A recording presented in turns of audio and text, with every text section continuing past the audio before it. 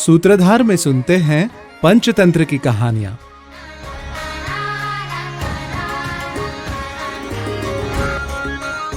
यो न पूज्यते गर्वादुत्तमा धमम मधमान भूप सम्मान मान्योपि भ्रश्यते दंतिलो यथा।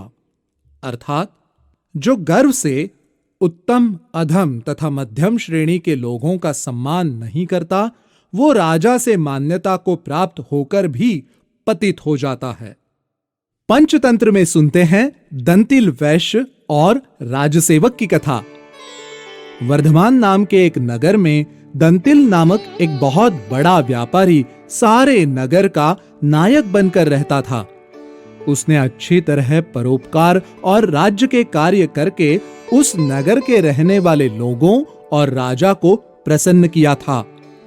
उसके समान चतुर पुरुष जो राजा और प्रजा दोनों को ही प्रिय हो, किसी ने कभी नहीं देखा था और ना ही सुना था। कुछ समय बाद दंतिल का विवाह हुआ। उस समय पर उसने सारे नगर के रहने वालों और राज्यसभा के लोगों को बहुत सम्मान के साथ निमंत्रण देकर बुलवाया और भोजन, वस्त्र आदि से उनका सत्कार किया। विवाह के बाद उसने रानियों सहित राजा को भी अपने यहां बुलाकर सत्कार किया, किंतु उस राजा के घर की सफाई करने वाले गोरंभ नामक राजसेवक को घर आने पर भी दंतिल ने अनुचित स्थान पर बैठने के कारण धक्का देकर निकाल दिया। उस दिन से गोरंभ लंबी सांस लेता हुआ अपमान के कारण रात को भी नहीं सोता था और सोचता रहता था कि किस तरह इस दंतिल पर राजकृपा को खत्म करूं। एक दिन सुबह के समय जब राजा हल्की नींद में था, तब उसके पलंग के पास झाड़ू लगाता हुआ गोरंभ बोला, अहो दंतिल ऐसा ढीठ है कि राजरानी का आलिंगन करता है। ये सुनकर राजा घबरा कर उठ गया और उससे बोला, गोरंभ, जो तूने कहा क्या वो सच है? क्या महारानी को दंतिल ने आलिंगन किया है? गोरंभ बोला, देव रात में जुआ खेलने के कारण मैं सारी रात जागता रहा। अब मुझे बहुत नींद आ रही है, इसलिए पता नहीं मैं क्या कह गया। राजा ने ईर्ष्या के कारण मन ही मन कहा, ये हमारे घर में बेरोक टोक आने वाला है और दंतिल भी वैसे ही आता जाता है। हो सकता है कि इसने कभी महारानी का आलिंगन होते देखा हो। इस प्रकार राजा दुखी होकर उसी दिन से दंतिल से अप्रसन्न रहने लगा। राजद्वार में भी उसका प्रवेश बंद हो गया। दंतिल अचानक राजा के बदले व्यवहार को देखकर सोचने लगा, मैंने राजा का तथा अन्य किसी राज संबंधी का सपने में भी अनिष्ट नहीं किया, तब क्यों राजा मुझसे नाराज हैं? एक दिन दंतिल को राजद्वार में चुप खड़ा देखकर गोरंभ हंसकर द्वारपालों से बोला,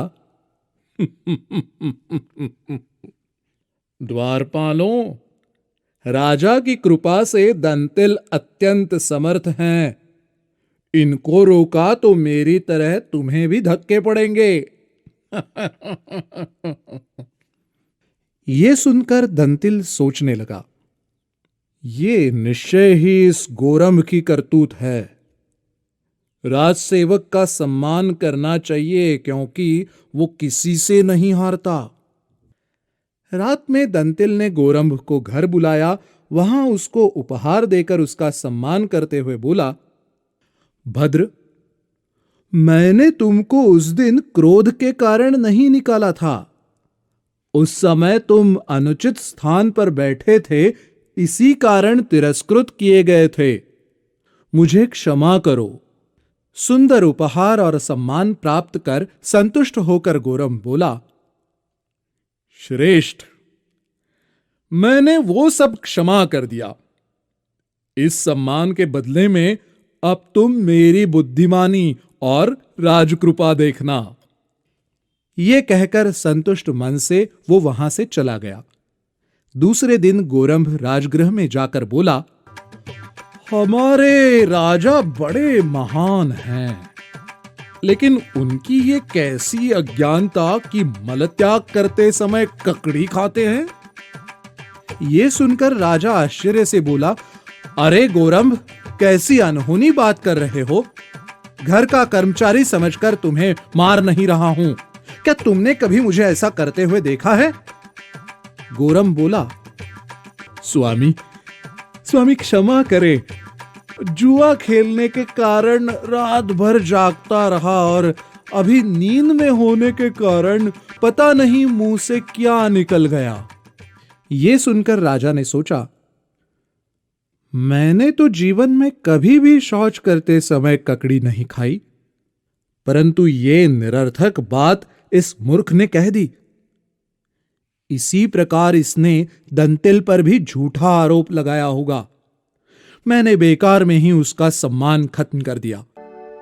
ऐसा सोचकर राजा ने दंतिल को राजमहल में बुलाकर उसका सम्मान किया और उसके पुराने अधिकार उसे वापस दे दिए। इसीलिए कहते हैं कि गर्व से वशीभूत होकर दूसरों का अपमान नहीं करना चाहिए।